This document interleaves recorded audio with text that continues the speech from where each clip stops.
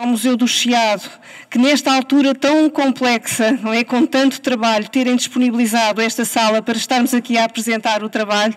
Muitíssimo obrigado. Não esqueço a colaboração fantástica da doutora Aida Rechena e do seu entusiasmo sobre estes temas e o que já fez e o que já estudou e vai continuar a fazer e a estudar sobre estas temáticas. E, obviamente, a cada um dos autores. Este livro é um livro com 12 autores. Nós vamos passar em seguida exatamente por cada um deles, por cada capítulo, e é isso que mais importa.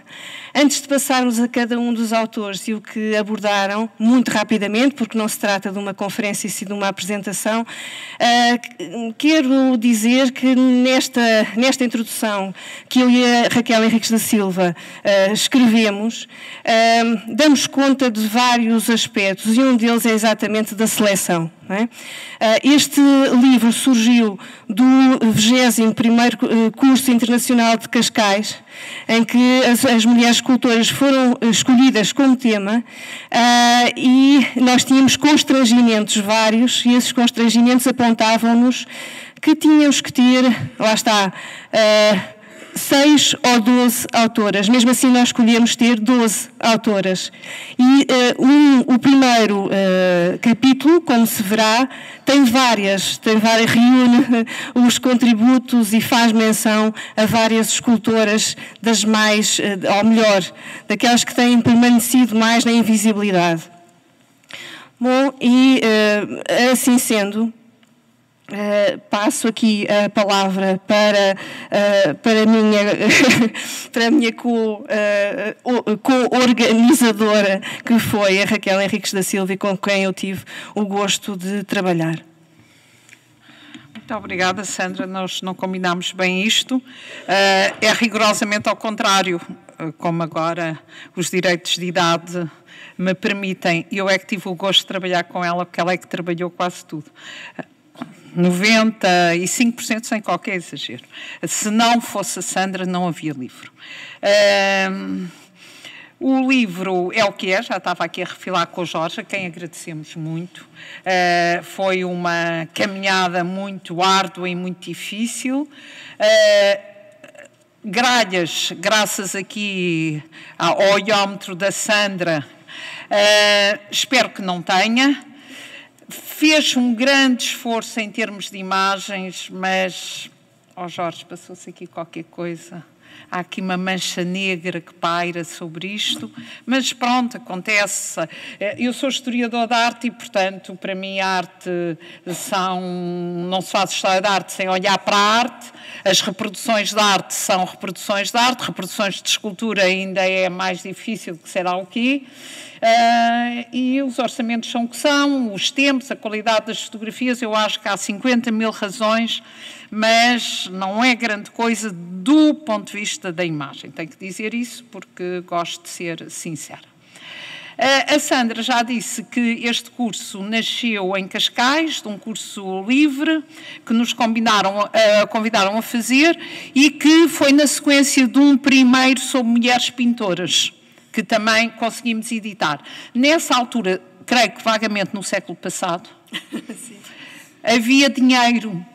Isto é uma história que eu às vezes conto aos meus netos. No século passado. E então a Câmara de Cascais editou o livro com a Esfera do Caos. Você é melhor que os da Esfera do Caos, mas o livro teve muito mais dinheiro e ficou melhor. Pronto, é só isso. A qualidade dos textos é igual. E nós chegámos a ter a palavra dada em público. Digo isto de propósito, não é? Intencionalmente, só é pena ele não está cá, mas pode ser que alguém lhe transmita. Tivemos a palavra pública dada do Presidente da Câmara de Cascais, o atual, que sim senhor editava este livro. Qual que é? É que nem nos respondem às cartas, são tão malcriadões. Eu não voto neles, eu sou de Cascais e claro que não voto neles. Não serve de nada, mas estou a fazer campanha neste momento. Porque não é só faltar à palavra dada que é feio, é usar uma palavra muito mais feia, é má educação. Bom, a Sandra é muito mais uma mulher, como tantas que estão aqui, que eu estimo imenso, de estudos de género do que eu. eu tenho sempre mixed feelings com o tema. Reconheço que é muito importante, reconheço muito bem que é uma abordagem importante, mas garanto-vos absolutamente que as escultoras que estão aqui são escultoras interessantes, ou muito boas escultoras, ou excepcionais escultoras, antes e ao mesmo tempo e durante e tudo misturado, serem mulheres. Porque isso de dar lugar de destaque a artistas mulheres por serem mulheres é uma coisa que eu não gosto nada. Não, nem sou capaz de fazer. Portanto, toda a gente que está aqui merece estar aqui, sendo que o primeiro texto, que tem não sei quantas escultoras, a Sandra Leandro... Portanto, o primeiro capítulo é este... De que é a autora? A Sandra, porque nós também somos autoras, além de termos feito o texto inicial, e a Sandra, na verdade, tem vindo a fazer um trabalho absolutamente extraordinário, e reconhecido e publicado, sobre esta, diria o nosso colega Vítor Serrão, criptohistória da arte, destas mulheres para escultoras, mas não levas a mal, para escultoras. Aqui, na verdade, é um trabalho arqueológico, é um trabalho de desenterrar percursos desconhecidos, obras desconhecidas e, portanto, esse critério da qualidade, independentemente de serem escultoras ou para escultoras, não é tão evidente, não é? Mas é muito interessante esse trabalho e eu compreendo que essa é uma área extremamente interessante e que eu incentivo sempre os alunos a trabalhar, que é dar espaço a quem tem espaço e, de facto, a gente sabe, é verdade, há notáveis artistas que não fizeram carreira porque o ser mulher não ajudou nada. Pois é, mas depois há sempre outras a quem também nada ajudava, nada e que foram. E é por isso que eu tenho sentimentos contraditórios, não é? São situações muito complexas. Este primeiro capítulo, não sei, eras tu que o ias apresentar, que o fizeste? Sou mesmo eu. São uma série de nomes, é muito interessante. Estão a ver, a Inácia da Encarnação, só o nome é um programa. A Madre Margarida Isabel do Apocalipse. Isto é do melhor. Oh, muito obrigada por teres-me... Depois, a Maria Margarida Ferreira Borges, que a gente já está a ver, porque muitas vezes vê-se o marido e o pai, não é? A Condessa Débora, a Rainha Maria Pia, por exemplo. E eu aqui acho muito interessante, ora chegou a doutora engenheira, escultora, Joana... Estão aqui muitas, mas tu sentas-te aqui à frente, eu sou tua. Desculpa. Portanto, a Condessa Dédala e a Rainha Maria Pia, eu não vou discutir, mas eu acho que fizeram escultura. Pronto. E tu explicas isso muito bem. Não são escultoras. Mas há aqui outras que são, não é? A Albertina Folker, por exemplo, a Ada da Cunha, a Maria da Glória Ribeiro da Cruz, a Joana Lehmann, a Julieta Ferrão e a Branca Alarcão. Eu achei este texto da Sandra um prodígio de trabalho, um prodígio de escavação arqueológica e um prodígio de, que é o que me interessa mais, questionar a história da arte, como ela está feita.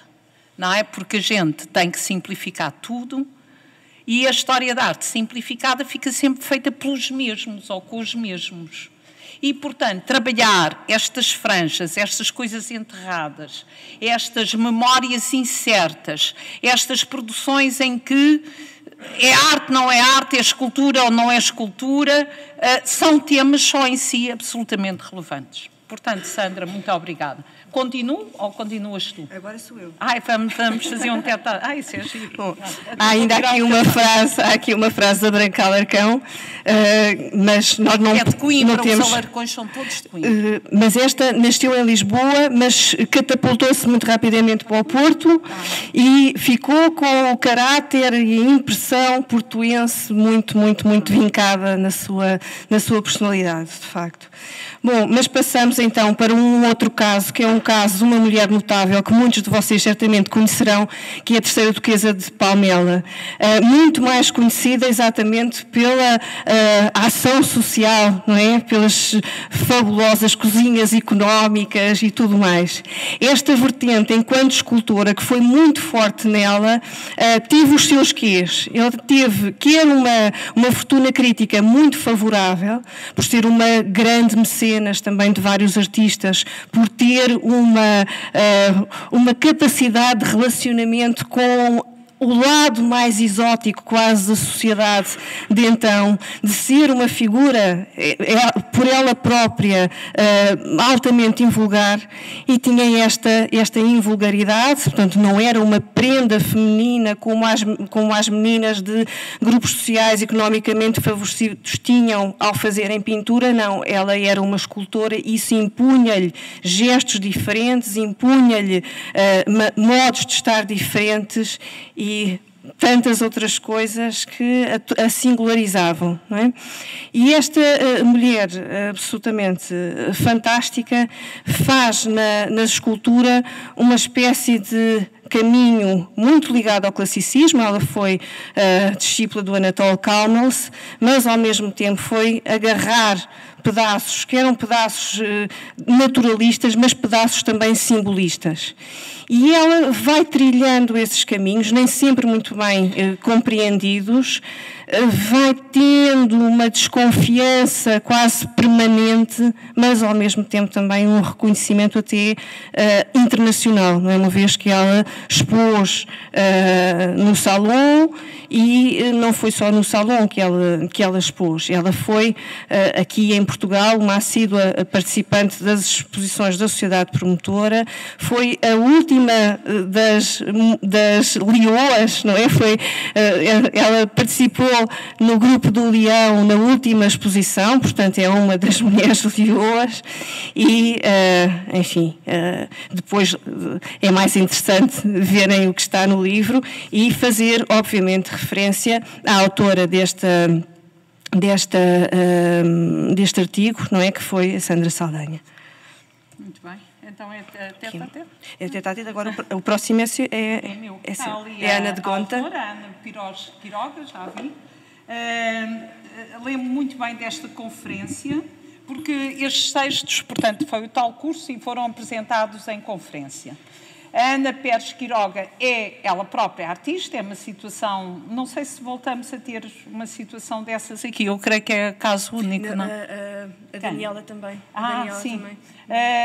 A Ana estudou a sério, academicamente até, portanto, para provas académicas, uma mulher absolutamente extraordinária. A Ana de Gonta Colasso, uma figura imperdível da Lisboa dos anos 20, pelo menos, e depois também uma mulher muito interessante e cuja obra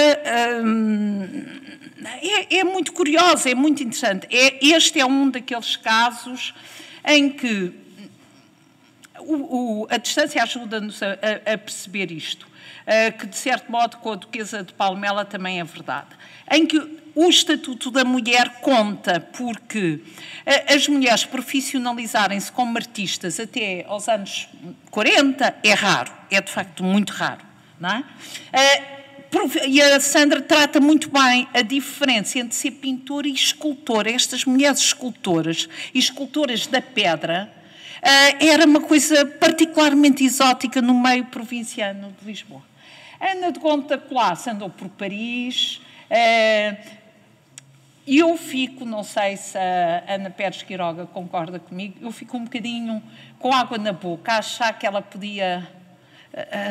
será que mais um bocadinho e aquilo podia ter sido excepcional, mas vale muito a pena ler, acho que é uma revelação para muita gente. E agora, falas tu da Maria Barreira? Devia de falar eu. Fui eu que escrevi o artigo da Maria Barreira. Deixa-me lá falar. Está bem, não falo. É que chatice, então eu escolho a Maria Barreira e não falo da Maria Barreira. Ele fala à vontade. Vá, eu depois dou-te duas. Fala à vontade. É que isto não foi fácil. Eu não ia fazer a Maria Barreira, eu ia fazer qual eu já não me lembro o quê. Mas depois o que eu ia fazer, que já não me lembro o que era, mas devia de ser interessante, era a Joana Vasconcelos. Pronto. Foi tomada muito bem pela Sandra Jurgens, muito melhor. Olha, foi uma sorte para ti. E então eu fui para assumir-me como aquilo que sou, que é historiadora, que apesar de tudo ainda é onde sou mais ou menos aceitável. E tenho esta Maria Barreira e o Vasco Pereira da Conceição, são duas figuras muito interessantes, são um casal. E o casal é quando os dois escultores são os dois escultores por excelência comunistas. São comunistas, mesmo comunistas de cartão, o que em 1940, como sabem, não era fácil. E eles são comunistas. E eu acho que isso de o serem, são muito próximos, portanto, um ciclo estreito e complexo e de difícil existência. A Maria Barreira foi professora, porque ser escultora não dava muito dinheiro, e depois foi expulsa do ensino, aquelas coisas todas que aconteciam, e expuseram, eu acho que são os únicos que expuseram, da primeira à última, em todas as gerais de artes plásticas. Começam em 46, como sabem. E é uma escultora de qualidade. Esta é uma das melhores obras dela, pertence, graças a Deus, aqui ao museu. Pertence, quer dizer, ela tem mais que uma cópia. E depois, se me permitem, eu gosto, que toda a gente gosta, e eu fui, por acaso, eu não a conheci, mas fui muito amiga de um sobrinho dela, do Renato Ribeiro, que infelizmente também já morreu, e que era pintor.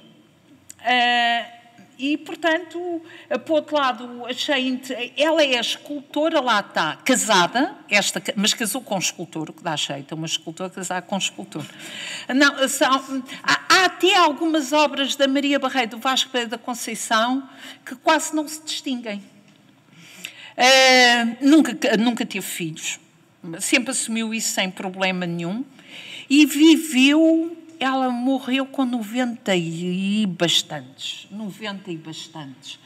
Uma mulher muito engraçada. Fez a doação dela ao Bom Barral, onde eles trabalharam no final da vida, e ao Museu de Vila Franca de Xira. E aquilo que para mim foi mais engraçado, não quer dizer que vão a correr ler o meu artigo, mas tem material inédito. E isso deu-me muito gozo, porque ela legou o espólio dela todo ao Museu do Neorrealismo, e elas foram fantásticas e simpaticíssimas, deixaram mexer neste espólio todo de papel, não de escultura, de papel, antes de estar classificado, e eu descobri, e é a primeira vez que é publicado, tive autorização do museu para fazer isso, cadernos dela de juventude. Ela fez o curso de Belas Artes, aliás, fizeram os dois com o curso de Belas Artes, da geração do Jorge Vieira, muito amigos, aliás, de Jorge Vieira. Os desenhos dela de juventude são muito interessantes. Até achei mais interessante do que a escultura. Pronto, já falei da Maria Barreira.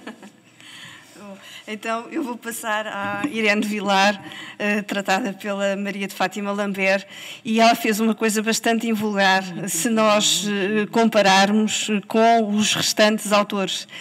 O que é que ela fez? Ela fez um périplo, sobretudo pela cidade do Porto e da Maia, e foi à procura de esculturas da Irene Vilar, e foi fotografando, não é? Portanto, ela foi fazendo fotografia, uma fotografia, enfim, com as características que ela lhe deu, não de caracterização da própria escultura, mas do seu de Fátima Lambert, do olhar da Fátima Lambert. Portanto, então nós temos um conjunto de fotografias que são produto de um olhar muito particular, e foi fazendo o seu artigo com esse diálogo entre a fotografia e aquilo que ela conseguia refletir a propósito. E isto também, no fundo, tem ligação com outros ensaios que estão neste livro, que fazem menção exatamente das peças que nós só conhecemos por fotografia, não é? Portanto, como é que algo que é tão matérico, que apela tanto aos sentidos, não é? que é, enfim, a tridimensionalidade da escultura. Todos nós sabemos que implicações é que tem no nosso corpo quando nós só temos esse vestígio, esse índice que é a fotografia. Portanto, ela aborda isso como outros autores também abordam, e é sobretudo isso que queríamos fazer sobressair neste caso. Esta é a fotografia que caracteriza mais uma peça. Todas as outras, como terão a oportunidade de ver, não são propriamente muito caracterizadoras. Dorita. Falas, queres? Não, se eu estraguei o esquema. Pronto, eu posso falar. Dorita Castelo Branco, uma mulher também com uma vida muito particular e muito devotada, absolutamente devotada. Não está. Muito... Daniela Garcia fez-me gostar da Dorita Castelo Branco, fantástico. É uma Daniela, não foi a Dorita. Uma colega nossa da Universidade do Algarve, que é escultora também, e ao abordar a Dorita e vendo que ela era não só uma mulher muito enérgica, como tinha uma paixão absolutamente extraordinária pela escultura. Ela dizia que aos 5 anos já sabia que queria ser artista, e isto não é assim tão fora do vulgar, há muito essa perspectiva, mas ela tinha de facto esta noção do que é que queria ser e para que é que a sua vida servia. Era uma espécie de uma missão muito clara para ela. E trabalhou muitíssimo, não é? E além de trabalhar muitíssimo, ela não teve condições muito boas em determinada altura da sua vida, e tudo lhe servia, não é? Portanto, se ela não tinha espaço, ela inventava espaço, não é? Ela não se deixava tolher pelas dificuldades. Era uma mulher muito ladina, muito enérgica, de facto, e que se serviu exatamente disso para continuar a fazer aquilo que ela sempre quis fazer. Na casa de banho, eu lembro dela. Tudo, quer dizer, ela fazia peças onde podia, não é? Onde podia. Nada a parava, não é? Uma vontade indómita de, enfim, conceber aquilo que tinha que conceber. Portanto, um daqueles casos em que a presença da vida está muito marcada, em todas está, evidentemente, mas neste caso em particular é realmente algo muito definidor. Raquel, Marina. Ai, que bom, a Marina. Olha que deu certo. A Marina Mesquita é uma mulher que eu não conheci por ser muito ignorante. Tenho uma pena enorme. Ela morreu em 2006. E eu desconhecia completamente a existência desta mulher, que outros conheciam. A Lúcia Almeida Matos, que escreveu o texto, conhecia, mas eu não o conhecia. E por nestes anos, exatamente no ano em que ela morreu, eu estava com a Ana Ruivo e a Ana Filipa Candeias a prepararmos uma exposição na Gulbenkian, que foi os anos 70. E descobriu-se, enfim, é uma história fantástica, uma escultura extraordinária desta mulher que eu não sabia quem era. E quando fomos para falar com ela, ela já estava muito doente e, entretanto, morreu. Podemos dizer que era a mulher do Ângelo de Sousa, e eu não sabia, eu conheci bastante bem, não intimamente, não, mas eu conheci bastante bem, nunca escrevi sobre a obra dele, o Ângelo de Sousa, mas admirava-o imenso. E não me lembro de ver a Marina Mesquita, que foi uma das primeiras bolseiras nos anos 60 em Londres, de escultura. Aliás, ela foi bolseira ao mesmo tempo que o Ângelo, da Gulbenkian. E este texto da Lúcia é um texto completamente inovador. Eu acho que é assim, o primeiro artigo escrito mesmo sobre a Marina. Ela consegue fazer um inventário quase total da obra dela, porque uma mulher que faz um percurso escolar brilhantíssimo, licenciou-se pai com 20 ou coisa assim, vai para Londres, faz um trabalho absolutamente excepcional e depois deixa de esculpir. E não é nada por ser mulher, deixou de esculpir. Casada com um artista, pronto, deixou de esculpir. Ela não tinha muita saúde. O pouco, estão a ver, é aquelas obras de intensidade, não é? Apesar de ter abandonado a produção muito cedo, com 30 e tal anos, o que ela nos deixou é extraordinário. E nós ficámos contentíssimos que a Lúcia tivesse feito este texto. Eu lembro da conferência, ainda não me lembro agora do texto, é que leste tudo e corrigiste e mais não sei o quê. Pronto. E agora a seguir é a... E a seguir é a Clara Menezes. Bom, este artigo da Laura Castro é um artigo antológico da obra da Clara Menezes e uma dos interesses vários da obra da Clara Menezes é a vontade que ela teve sempre de experimentar todos os materiais, todos sem exceção, mas no caso dela ainda os materiais por inventar. É uma pessoa completamente dada àquilo que não existe, não é? Portanto, à procura daquilo que não existe.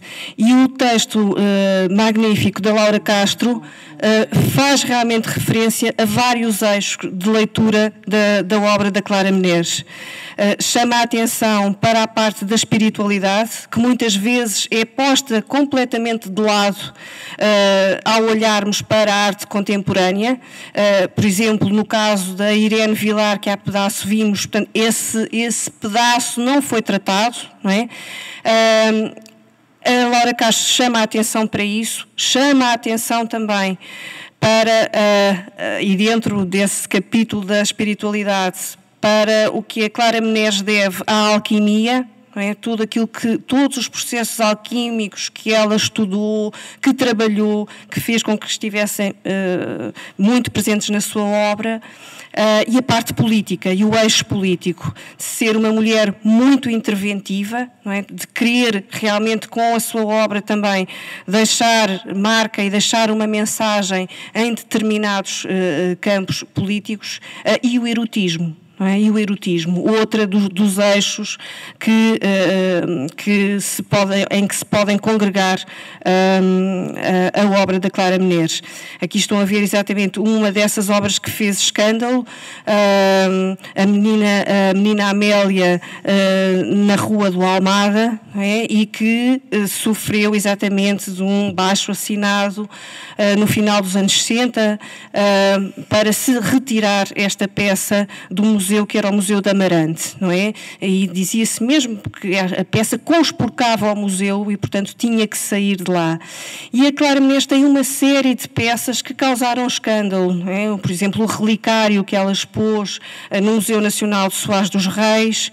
Tudo isso, não é? Portanto, ela teve um conjunto de peças que, no fundo, nós podemos sintetizar numa palavra que é a palavra de um certo interesse pelo conflito, não é? Ela gosta, ela aprecia um lado que é um lado conflituoso, não é? E tira realmente partido disso mesmo e torna-se muito interessante. E aqui nesta frase dela também se vê esse lado, essa procura alquímica que ela manteve mesmo após a sua conversão. E aqui uma das tais peças um pouco mais recentes, em que ela mostra uma forma diferente. Ela que foi das primeiras escultoras e escultores, não importa aqui, a trabalharem o tema da luz. É um dos temas que ela trabalha com mais rigor e com maior concentração. Ela depois acaba por transformar esse tema de formas muito diversas e esta é uma delas. Muito bem. Então, Cristina Ataíde, comunicada primeiro, depois escrita para Emília Ferreira. A Cristina Ataíde põe uma questão que põe vários artistas à medida que nos aproximamos da contemporaneidade. Ela, creio que sim, que se reivindica como escultora, mas a obra dela efetivamente passa entre os interstícios O desenho é uma componente fundamental do trabalho da Cristina, mas muito mais do que isso, a instalação. Não é? A instalação é uma zona fundamental do trabalho dela. Nós queríamos fazer, não sei, não há nenhum mecenas, não é? Queríamos fazer um terceiro volume. Fizemos as mulheres pintoras, as mulheres escultoras e agora queríamos fazer mulheres artistas houve uma série delas que nós não conseguimos encaixar também, não é? É sempre muito difícil, ainda bem, os artistas não são para encaixar. A Cristina, como se reivindica como escultora e tem obra de escultora, a gente encaixou-a, não é? E é um belíssimo texto, eu sou uma fã e amiga da Emília, uma fã e uma amiga da Cristina e, portanto, tenho dificuldade, ela está muito feliz, não está cá, a capa é dela, mas é dela pela beleza da peça, não tens aí a peça? É as peças da Índia, ela não lhe chama as peças da Índia, mas eu chamo-lhe peças da Índia, a capa é uma peça da Cristina, é um artigo que vale muito a pena ler, acho que é uma reflexão feita muito por dentro, a Emília conhece muito bem o trabalho da Cristina e valoriza-o muito bem, não é?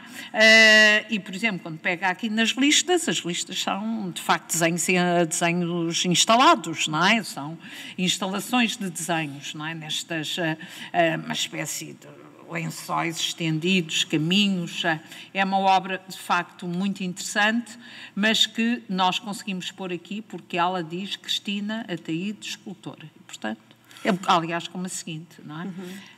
Porque também temos 2 homens autores. Exatamente. E o primeiro deles é o Nuno Crespo, que, enfim, trata sobretudo de três obras da Ângela Ferreira, e eu vou fazer aqui menção só a uma, que é a Casa Tropical. Bom, esta escultora absolutamente excepcional, a Ângela Ferreira, tem também aquele lado muito vincado que há bocadinho falei em relação à Clara Menezes da política, não é? Portanto, interferir na realidade com a escultura. E algo que é muito particular da Ângela Ferreira é o assentar no lugar. Portanto, a questão geográfica não é só o tema do colonialismo, não é, que lhe é muito caro e que ela trabalha com grande afinco, mas também esta noção de onde é que as coisas estão e onde é que elas podem vir a estar, não é? A escultura pode ser mais móvel, às vezes, do que aparentemente nós possamos pensar. Não é? E neste trabalho da Casa Tropical, a Ângela Ferreira deixou-se encantar por uma situação que tem a ver com um arquiteto, que é o Jean Prouvé. O Jean Prouvé era um arquiteto que trabalhava em Nancy, e, juntamente com o seu irmão, o Henri Prouvé, nos anos 20, 30, 40 do século XX, fizeram uma pesquisa sobre casas que eram casas móveis, não é? Portanto, que se podiam montar e desmontar em qualquer sítio. E era essa história do lugar, que é lugar, mas depois deixa de o ser, que encantou também a Ângela Ferreira e que vai pegar exatamente por aí. Essas casas eram casas de alumínio, não é? Montavam-se e desmontavam-se, e o que se vai encontrar em África, depois desses 2 arquitetos que eram considerados por sangue modernista, não é? Eram vestígios de, enfim, coisas absolutamente ínfimas no solo e por aí, não é? Portanto, e a Ângela Ferreira vai pegar em tudo isso. E é este lado de vestígio, não é? Este lado de uma permanência muito pouco permanente, ou pelo contrário. Portanto, nós aqui vemos uma fotografia de uma performance. O Hotel da Praia Grande era onde vários ditos retornados foram alojados, não é? E ela, como tendo nascido em Maputo e tendo feito exatamente essa migração, faz esta performance e, enfim, palavras para aqui, está realmente tudo dito com a fotografia que se mostra. E mais um autor, foi um excelente autor. Foi um prazer conhecer. Não conhecia o Paulo Simões Nunes, fiquei a conhecer. E fez um trabalho que eu estava agora aqui com muito gosto a repassar os olhos por ele, lembro muito bem da comunicação, sobre a Fernanda Fragateiro. É outra mulher, é uma escultora, inegavelmente, mas também é uma escultora com uma noção, com um trabalho intenso sobre o espaço e o lugar e a arquitetura, as esculturas dela, mesmo quando são frágeis, mesmo quando são de materiais igualmente frágeis, mesmo quando são instalações coladas a quase nada, tem um sentido arquitetónico muito grande, um sentido do espaço, um trabalho sobre o espaço, que é um trabalho que, em princípio, nós, do ponto de vista mais teórico, tendemos a considerar próprio do trabalho da arquitetura. E eu acho que o Paulo, de facto, pega nessa questão e pega muitíssimo bem, não é? Objeto, não tempo, não lugar, e começa o seu ensaio citando uma grande senhora do paisagismo, da arquitetura de paisagem e da história da arquitetura de paisagem, que é Anne Coquelin, que era uma mulher absolutamente extraordinária, que eu aprecio muito. E eu acho que é um olhar muito empenhado e muito informado e, francamente, eu acho que inovadora. A Fernanda Fragateiro tem uma obra notável, gente importantíssima escreveu sobre ela, e eu acho que o nosso autor entra para essa galeria de autores com muito mérito. Isso é também para nós uma grande alegria, esse alargado campo, não só dos tratados dos artistas ou para artistas, como dos autores também. Além de que fica bem nessa cota masculina que nós abrimos aqui generosamente. A Joana sou eu também, mas não é por ordem.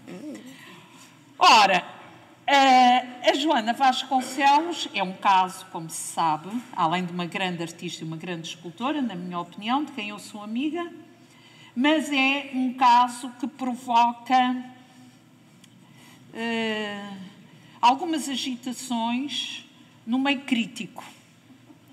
Ela ri-se.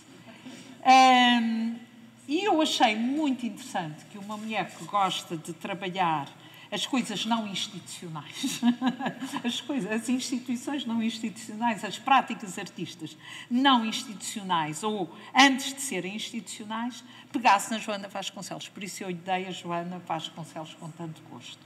Porque acho que ela centrou-se numa parte muito apreciável, numa parte alargada, não é? Porque está aqui os Trianons Fantásticos de 96, 2012, não é? Aliás, estão várias... e, claro, brilhante Sandra, eu gosto muito da Joana, mas Sandra a escrever sobre a Joana é muito, muito interessante, é muito bom, acho que é um ensaio cheio de energia, muito propositivo, e que valoriza, problematiza, mostra, organiza em diálogos improváveis. Eu acho que o artigo é muito original, a obra da Joana Vasconcelos. Portanto, para nós isto ajuda-nos a vender o livro, espero. Podemos abrir sempre na página Joana Vasconcelos. Mas é belíssimo, é um texto belíssimo. E agora, quem mais? Acabo eu. Acabas tu. Bom, sim, isso foi isto é o outro trabalho de longo curso da senhora doutora investigadora. Bom, aqui não há muito a dizer, é uma antologia sobre quem escreveu sobre mulheres artistas a partir do ano 2000 até 2015. Claro que estas antologias são falíveis, não é? Eu vou colecionando e coligindo o que foi escrito, mas para servir, exatamente, para servir a que outros façam mais e que seja, exatamente, isto é sobretudo para os meus alunos, não é? Que eu estou a construir estes materiais para que eles tenham mais facilidade do que eu alguma vez tive para escrever sobre as minhas invisíveis, não é? Portanto, e é sobretudo exatamente ter as fontes de uma forma mais acessível para todos, para aqueles que realmente quiserem aprofundar este tipo de tema. É este o objetivo do Ler sobre Mulheres. E... Pronto, que é um tema, se me permites, regresso ao início, é um tema poroso. A gente, até porque as questões de género hoje são mais incertas, não é? E muito questionantes e menos fechadas do que foram, não é? E, portanto, este é um tema completamente poroso, mas é uma forma de... é legítimo, faz-se em todo lado, talvez seja uma questão ainda um bocadinho marcada pelo século XX e que o século XXI essa porosidade do próprio conceito de género altera o estado da questão, mas esta questão dos estudos de género e este reivindicar do lugar das mulheres na cena artística, isto é tratado desde, como sabem, o meio do século XX em todo o lado, começa sobretudo nos Estados Unidos, e permitiu ir buscar, é uma abordagem legítima, questionante, problematizante. Eu gosto mais, não é? Eu gostava mais de mostrar mulheres e homens. Mas eu também, Raquel. Só que agora ainda temos que fazer este trabalho de casa. Ok, pronto, e agora o senhor editor, que nos aturou, estão a ver que não é fácil. Mas nós também te aturámos a ti, não foi pouco.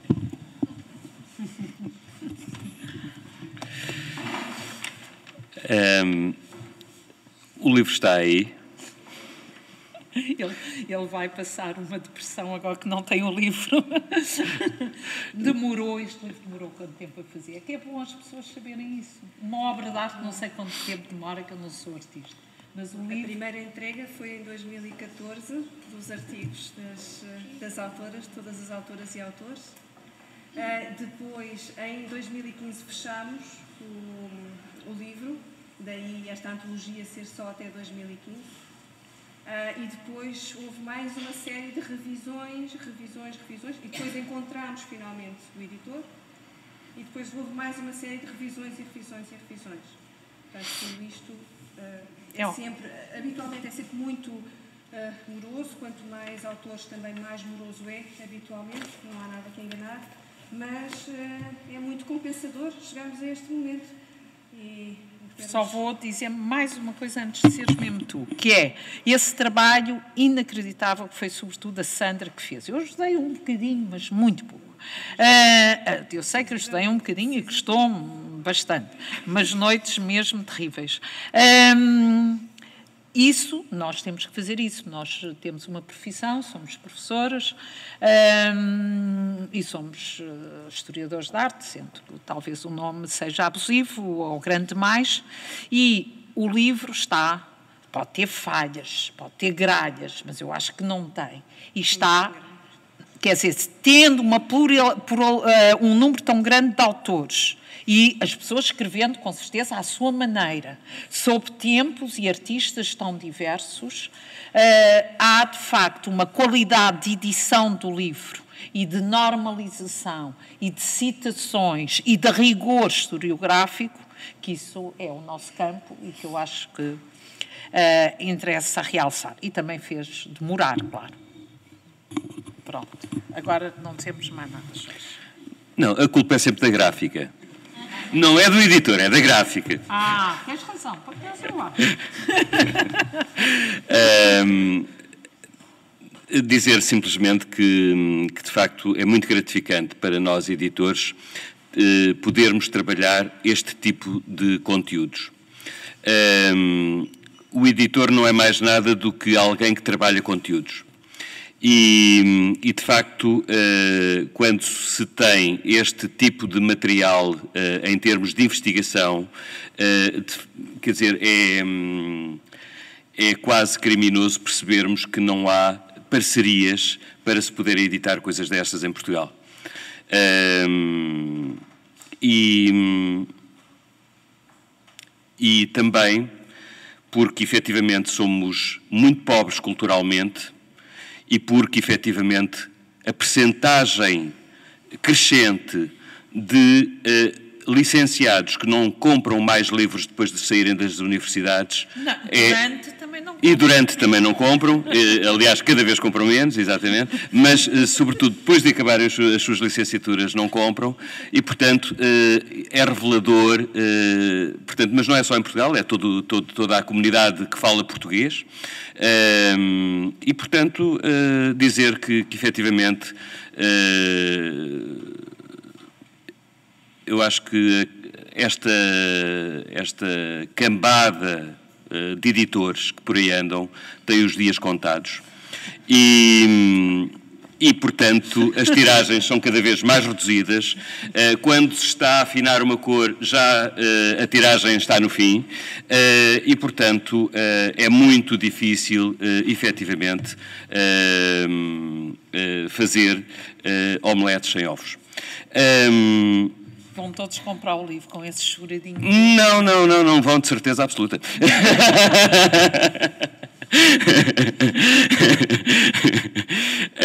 Até porque o livro tornou-se um objeto que as pessoas acham que é para se oferecer.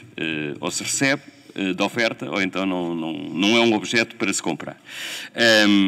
Eu vou contar uma história deliciosa. No outro dia estava numa reunião com uma pessoa que tinha imensas coisas, desde roupa aos relógios, a não sei o quê, cheias de marcas e de etiquetas e não sei o quê, e que eu acho normal, não é? Portanto, isto não é nenhuma espécie de crítica, mas depois, no fim, dizia que os livros eram caros. 20 euros por um livro é uma coisa carérrima e tal. E eu perguntei-lhe quanto é que ele gastava numa garrafa de vinho. Mas o que é que quer dizer com isso? Não quer dizer nada, só estou a dizer que as pessoas só valorizam ou só acham caro aquilo que não valorizam, pronto, mais nada. Portanto, e é um pouco isto, nós não valorizamos a nossa cultura, daí o estado também do nosso património, como tratamos as nossas coisas, como tratamos os nossos artistas, as invejas, isto tudo, quer dizer, que revela de facto que somos um país muito pequenino, e nós próprios, só quando saímos lá para fora é que crescemos e, portanto, cá dentro continuamos a ser pequeninos, mesmo quando somos grandes lá fora. Eu discordo tudo quanto ele disse. Ainda bem. É por isso que nós nos damos muito bem. Muito obrigado a todos pela vossa presença. Muito obrigado à senhora diretora que nos permitiu, mais uma vez, estar aqui neste espaço. Diz lá, Sandra. Eu queria só fazer um reforço, que é o reforço em relação aos autores, que não me pareceu que tivesse ficado completamente resolvido. E por isso queria voltar a lembrar que este livro é de 12 autores, e os autores são a Sandra Costa Saldanha, a Ana Pérez Quiroga, a Raquel Henriques da Silva, a Fátima Lambert, a Daniela Garcia, a Lúcia Almeida Matos, a Laura Castro, a Emília Ferreira, o Nuno Crespo, o Paulo Simões Nunes, a Sandra Vieira Jurgens e eu. E muito obrigada. E a Sandra Leandro.